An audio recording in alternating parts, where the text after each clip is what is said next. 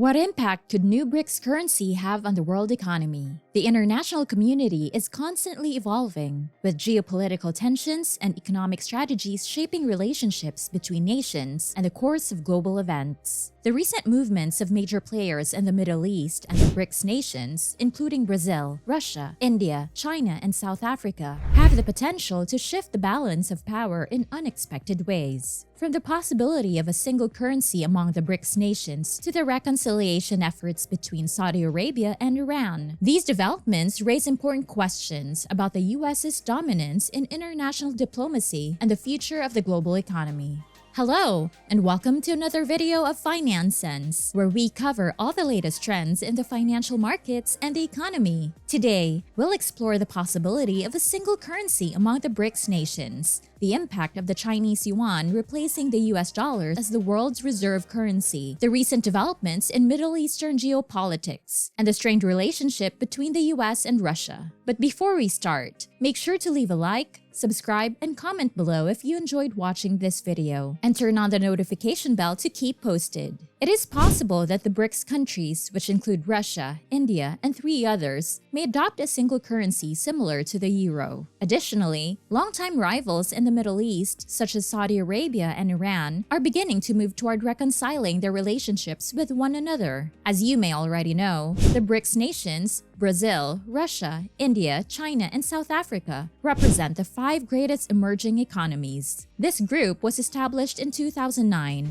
but due to Russia's aggression in Ukraine and China's aggressiveness in South Asia, its dynamic has undergone a dramatic transformation in recent years. However, a member of the Russian parliament was in Delhi to speak at a business gathering. In the speech, he mentioned that the Brics countries are collaborating to create a single currency that might be used for trade settlements. Following the conflict in Ukraine, we are seeing an increase in the number of nations that choose to settle their trade through currency swaps. Brazil and China have agreed to settle any future commercial transactions in their respective currencies. Meanwhile, India has opened the door for commerce between its currency, the rupee, and Russia's currency, the ruble. At the same time, some signs indicate that the Chinese yuan has already surpassed the United States dollar as the most commonly exchanged currency in Russia. Having a single currency among the Brics nations would undoubtedly be to Russia's advantage. But is such a thing even possible? This situation is complicated by several factors, some of which are economic and others geopolitical. A research that was published not too long ago in the Financial Times explains that Brics countries are very distinct from one another in terms of their strategies to expand their economies through trade and financial openness. Russia is the economically weakest member of the alliance, while China is the strongest. Furthermore, the research also indicates that the economic differences between the Brics countries are significant, making it difficult to reach a consensus on a single currency. For example, while Russia's economy is heavily reliant on natural resources, China's economy is driven by its manufacturing sector. Additionally, the political tensions between China and India could further complicate any efforts to establish a single currency, especially given their ongoing border disputes. It is worth noting, however, that there have been some recent developments in this area. In 2020, the Brics Business Council proposed the establishment of a digital currency, which could potentially help to address some of the economic and geopolitical challenges facing the alliance. Moreover, it is important to remember that India withdrew from the Regional Comprehensive Economic Partnership, also known as the RCEP,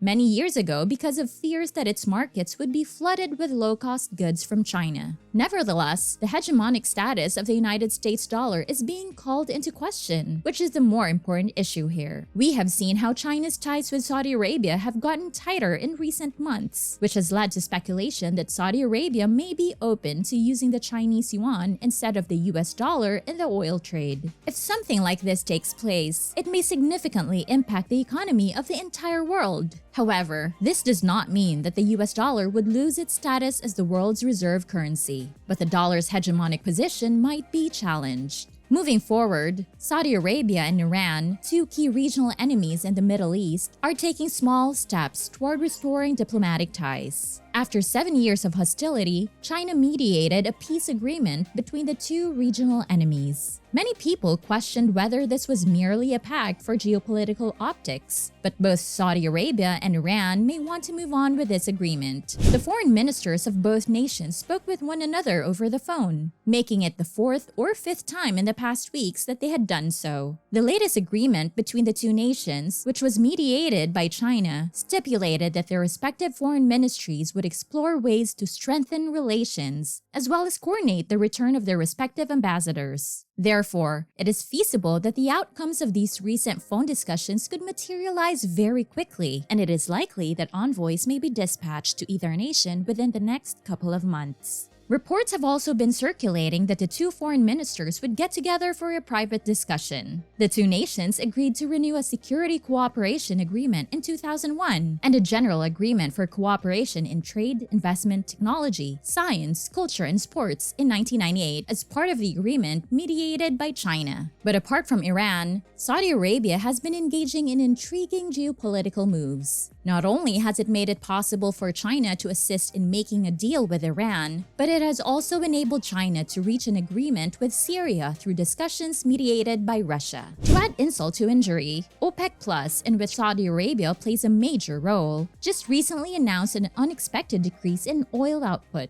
which drove up prices worldwide and irritated Western nations even further. To recap, Saudi Arabia is working to heal fences with its competitors in the Middle East with the assistance of Russia and China, all the while poking the West with cuts to oil output. Given the major geopolitical upheavals that will take place in the Middle East over the next few months, this area is certainly one to keep an eye on. Moreover, Russian Foreign Minister Sergei Lavrov and the United States Secretary of State Antony Blinken talked at a time when the tensions between the two nations appear to be at an all-time high. This is especially true in light of the arrest of Evan Gershkovich, a writer for the Wall Street Journal in Moscow. Even if there were prisoner exchanges between the United States and Russia as recently as December of last year, it might be more challenging to send Evan Gershkovich back to a safe place now that ties between the two nations are at an all-time low. When seen from the perspective of the United States, it is clear that Blinken brought up the subject of not only the detention of the writer for the Wall Street Journal, but also of Paul Whelan, a former United States Marine who has been imprisoned in Russia since the mid-2020. However, according to the Russian government, the reporter for the Wall Street Journal was caught red-handed while attempting to gather confidential material that constitutes a state secret. Nevertheless, it is clear that Moscow has no intention of releasing the journalist. According to the Russian readout, Lavrov condemned the commotion generated by authorities in Washington and the Western media over the detention of American journalists. He added that Washington intends to give this case a political slant. If we read between the lines, we can see that neither side is willing to meet the other halfway, and the timing of this occurrence is also very important. Because after a long period of being neutral in European affairs, Finland has finally decided to become a member of NATO, much to the disdain of Russia. Not to mention, Russia is still grieving from a recent explosion in the second largest city of the nation, killing one well-known pro-Putin military blogger and injuring 30 others. Hi! We hope that watching this video was interesting and that you learned something valuable. If you enjoyed it, please hit the notification button, like, subscribe, and watch more of our videos. Also, don't forget to share your comments in the comment section below. This is Finance Sense, helping you stay current on all the most recent changes in the financial markets and economy. Stay safe and look out for the next video.